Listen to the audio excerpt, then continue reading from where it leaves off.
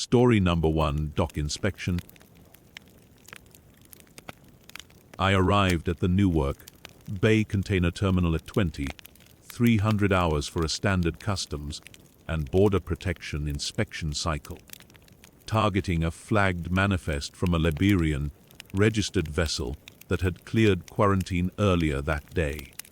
The facility was operating on skeleton crew, just 2 gate officers and a night supervisor who met me at the security checkpoint with a clipboard and a thermos of coffee he did not offer to share.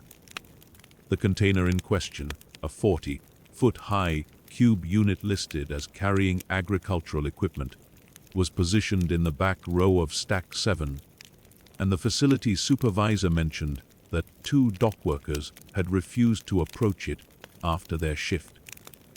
He said this in passing, the way someone mentions road construction or a broken vending machine.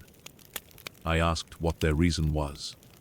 He said they had not given one, just clocked out early and left. I made a note of their names for follow-up interviews that were never conducted. The walk to Stack 7 took longer than it should have. The container yard has standard sodium lighting every 30 feet, but several fixtures in that section were either out or flickering at intervals that made depth perception difficult. I used my flashlight. The container itself had no external damage, no signs of tampering, and the seal number matched the documentation. The paint was heavily weathered, but consistent with a unit that had been in service for multiple years. When I broke the seal and opened the doors, the interior was empty except for a single wooden crate, approximately 3 feet square. Though the manifest declared a full load weighing 18,000 pounds. The crate sat in the exact center of the container floor. It was constructed from unfinished wood, pine or similar, with no markings, labels, or shipping identifiers. The nails were hand-forged, which I noted because you do not see that in commercial freight. I documented the discrepancy with photographs and measurements, then contacted my supervisor to report a significant manifest deviation. He told me to open the crate and catalog the contents before calling for additional support. I followed that instruction. The crate was not locked. The lid lifted away with minimal effort. Inside, packed without any cushioning material or dunnage, were bundles of cloth that appeared to be funeral shrouds, all identical in size and showing no signs of age despite the shipping documentation dating them to 1972. The fabric was linen, I think, or something similar. Each shroud was folded in the same manner, edges aligned, and there were more of them than the crate's dimensions should have allowed. I counted 47 before I stopped counting. My radio stopped functioning within 10 feet of the container, and my flashlight beam would not penetrate more than 2 feet into the interior space, regardless of angle or battery strength. I confirmed the flashlight was operating by pointing it at the container's exterior wall, where it functioned normally. I stepped back outside the container. The radio produced only static. I walked 15 feet away and the radio cleared. Dispatch responded immediately when I keyed the mic. I followed procedure and called for a hazmat team. But while waiting, I observed that the shrouds had rearranged themselves into 7 distinct piles without anyone entering the container. I had been standing at the container doors for the entire interval. No one had approached. There was no wind. The piles were neat, even, and spaced at equal intervals inside the crate. I took additional photographs. 3 of those photographs show only black rectangles when reviewed later, though the camera's metadata confirms proper exposure and focus. The hazmat team arrived at 15 hours, 4 personnel in a standard response vehicle.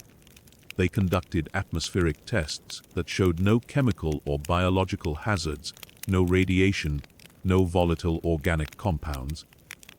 Nothing that would explain the radio interference or the temperature drop I had begun to notice. The team lead, a man named Caruso, who I had worked with on 6 prior incidents, approached the container with a handheld meter, looked inside for no more than 10 seconds, then walked back to his vehicle without explanation. I asked him what he saw. He said he did not see anything and that his team was returning to base. I asked him to clarify his findings for my report. He said there were no findings and that he had not been dispatched to this location. His team left. I confirmed later that no hazmat response was logged for that date and time. I made the decision to reseal the container and flag it for federal interdiction, violating protocol by not securing the contents first, because the temperature inside had dropped 40 degrees in less than 5 minutes. My breath was visible. Frost had begun to form on the interior walls, which are steel, and should not accumulate frost in May with an ambient temperature of 68 degrees. The crate itself showed no condensation or frost. The shrouds remained dry.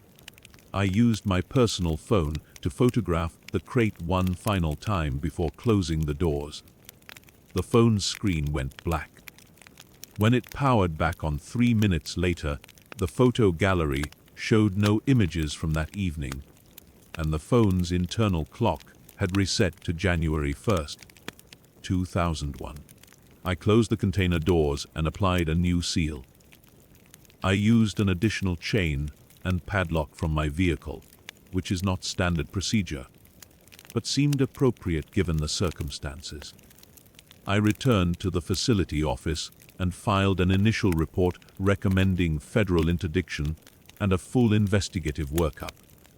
My supervisor read the report, made 2 phone calls from his office with the door closed, then told me to wait. The container was removed by an unmarked truck at 0 for 30 hours, and my supervisor instructed me to amend my report to indicate the container had been empty upon inspection. 2 men in suits, no badges visible, no identification offered, oversaw the loading. They did not speak to me. The truck had no company markings and no DOT numbers. It departed through the north gate, which is not a public exit. I submitted the amended report as instructed. The original report was removed from the system. I confirmed this when I attempted to access it the following day for my own records. I was reassigned to daytime administrative duties the following week, and the Liberian vessel's port records were expunged from the system by personnel I was told not to contact. My new duties involve data entry and scheduling coordination. I no longer conduct field inspections.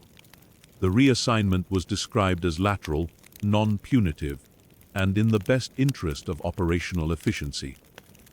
The 2 dock workers who refused to approach the container were not employed by the facility when I checked 3 days later. The supervisor said they had quit. No forwarding information was available. The incident was closed without classification and archived under a reference number I was instructed not to retain. Story number 2, Cell Block D. I arrived for the 3 o'clock morning head count in D Block Maximum Security Wing on the 16th of November, 2023. Officer Brennan was covering the camera station while I walked the tier. We had done this rotation together for 8 months without incident. The wing held 49 inmates across 3 levels, all maximum security classifications. The air handling system made its usual low hum. Cell 47 showed occupied on the digital manifest when I pulled it up on my handheld. Single occupancy, standard 8 by 10 layout. I reached the cell door at approximately 3:14 in the morning. The observation slot was closed. The door integrity sensor showed green, no tamper alerts in the log. I opened the slot and looked inside. The bunk was empty. The blanket lay flat across the mattress, tucked in at the corners the way intake requires. No visible occupant. I keyed my radio and asked Brennan to confirm the camera feed for cell 47. He responded immediately that the feed showed occupied. Inmate lying on the bunk facing the wall. I looked through the slot again. The bunk remained empty. The cell was silent, except for the ventilation. I asked Brennan to describe exactly what he was seeing. He said the inmate was lying on his left side.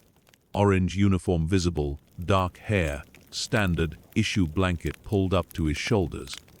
I was looking at an empty bunk with an undisturbed blanket. I followed missing inmate protocol. I radioed for backup acknowledgement, received confirmation, and unlocked the cell.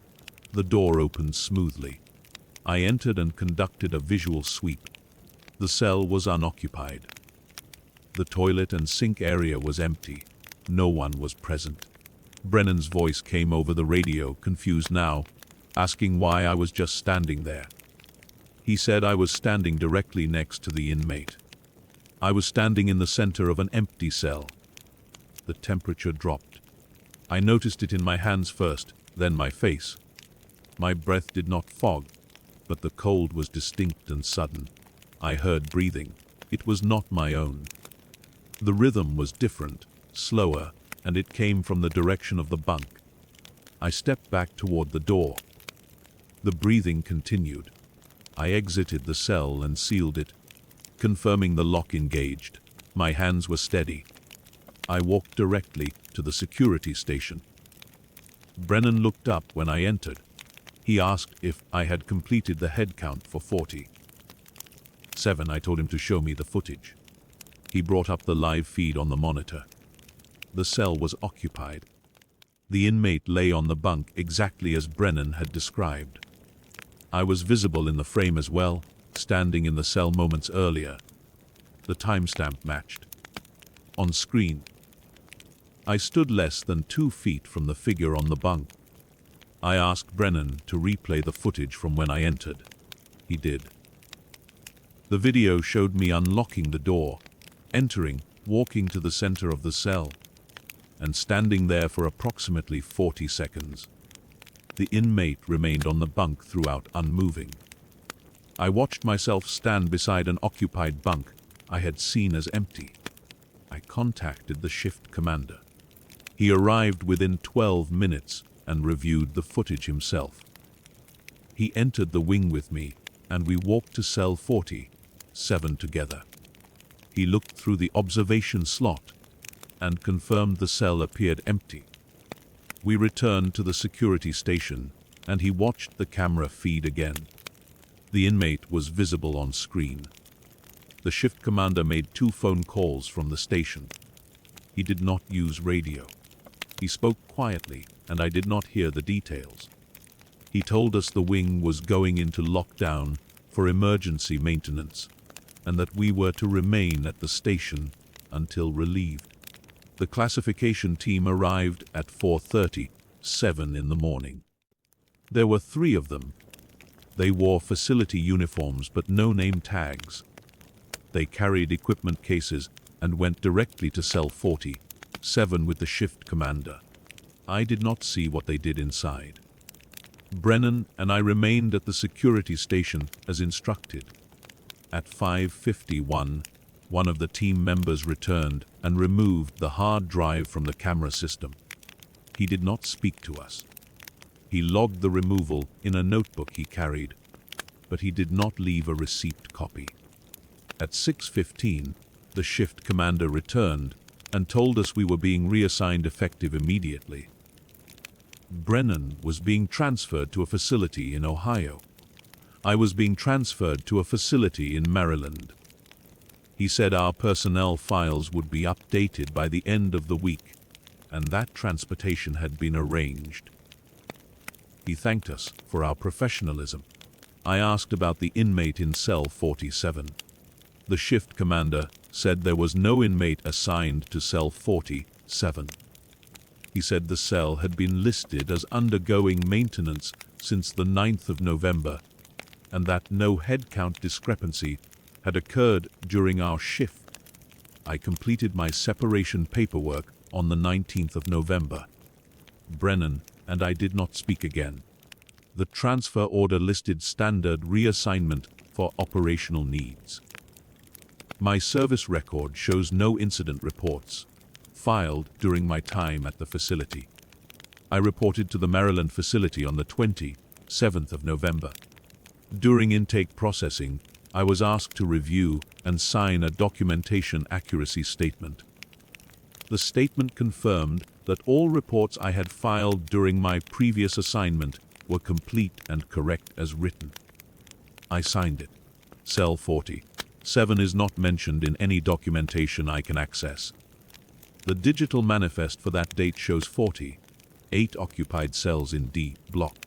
I have been told that archived camera footage from that wing is unavailable due to a server failure that occurred during a maintenance window in mid-November.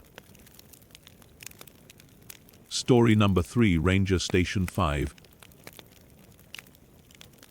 I arrived at Kestrel Station on the morning of October 9th for the standard quarterly resupply, expecting the usual 2-hour inventory and equipment check before returning to the district office. The access road was clear, and I logged my arrival at 9:23 in the morning. The station appeared secure from the outside, with no visible damage to the structures or signs of animal intrusion. The station logbook showed routine entries through September 28th. Then 11 days of blank pages despite protocol requiring daily weather notation even when unmanned. I checked the entries twice. The handwriting in the earlier notations was consistent with Ranger Delacroix's style from the previous quarter. The last entry noted clear skies and temperatures in the mid-50s. After that, nothing but empty lines. All perishable supplies I had delivered in July were present and unopened in the storage locker, their seals intact, but the food inside reduced to uniform gray powder.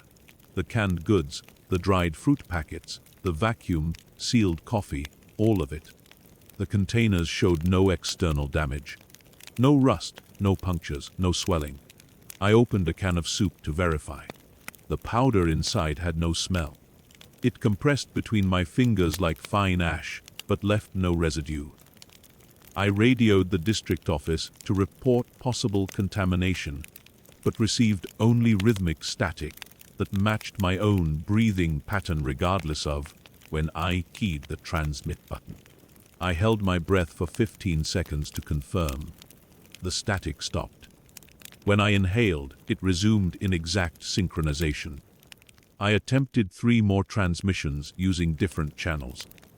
The phenomenon repeated each time. The emergency backup radio produced the same phenomenon, and my vehicle would not start despite having functioned normally 20 minutes earlier. The engine would not turn over. The battery connections were clean and tight. The fuel gauge read 3/4 full. I checked the fuses, the starter relay, the ignition system. Everything appeared normal. I tried the radio in the vehicle. The same breathing static came through the speakers.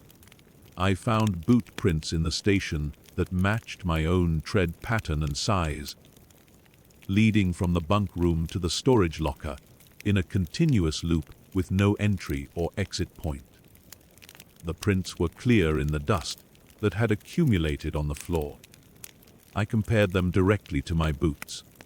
The wear pattern on the left heel was identical, including a small notch from a sharp rock I had stepped on in August. The loop was perhaps 20 feet in circumference. I walked it myself, checking for any disturbance in the dust that might indicate where the prints originated. There was none. Following evacuation protocol for contaminated sites, I secured all structures and began the 8-mile hike to the nearest maintained trail junction but the access road behind me showed fresh tire tracks leading back toward the station. I stopped after the first mile to verify. The tracks were clearly visible in the soft shoulder. The tread pattern matched my vehicle's tires. They ran in both directions, as if I had driven away and then returned, though I had not moved the vehicle since arrival. I reached the junction after 3 hours and flagged down a Forest Service patrol, whose driver insisted I had radioed them for pickup from this exact location 40 minutes prior using my own call sign. The driver was Martinez from the North District. I have worked with him for 6 years. He showed me the dispatch log on his mobile unit. The entry was there, timestamped at 11:57, requesting non-emergency pickup due to vehicle failure.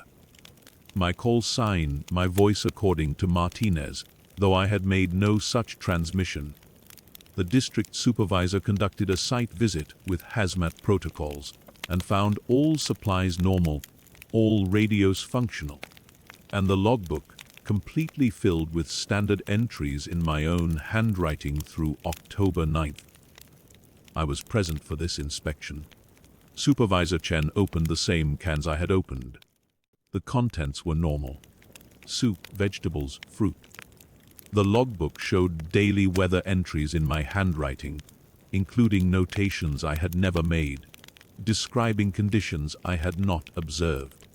The entry for October 9th noted my arrival at 9:23 and completion of inventory at 11:35 with no irregularities found. Chen asked me to write a sample entry. I did. The handwriting matched the entries I did not remember making. She asked if I had been experiencing any sleep disturbances or memory gaps. I told her I had not. She asked if I had consumed anything at the station. I had not. She photographed the logbook and bagged it as a precaution. The vehicle started normally when she turned the key. I was reassigned to administrative duties pending medical evaluation, and Kestrel Station was reclassified for seasonal closure only, with all quarterly checks now conducted by 2-person teams. The medical evaluation found nothing actionable.